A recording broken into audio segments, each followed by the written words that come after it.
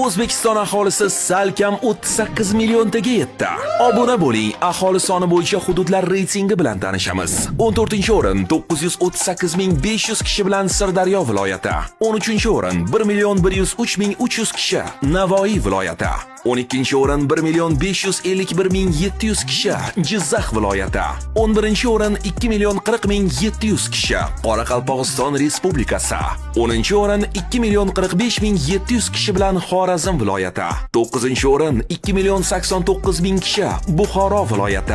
8-o'rin 2.974.000 kishi Surxondaryo viloyati. 7-o'rin 3.134.000 kishi Toshkent viloyati. 6-o'rin 3.145.000 kishi Toshkent shahri. 5-o'rin 3.158.000 kishi Namangan viloyati. 4-o'rin 3.488.000 kishi Andijon viloyati. 3-o'rinda 3.674.000 kishi bilan Qashqadaryo viloyati. 2-o'rinda 4.181.000 kishi bilan Farg'ona viloyati.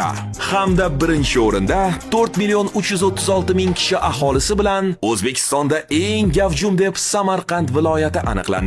Ushbu raqamlar O'zbekiston Milliy statistika qo'mitasi tomonidan taqdim etilgan bo'lib, 2025-yilning 1-iyul holatiga ko'ra, yurtimizda aholi soni 37.659.698 tani tashkil qiladi. Shunda o'zbekistonliklar yiliga taxminan 740.345 kishidan ko'payib borishmoqda.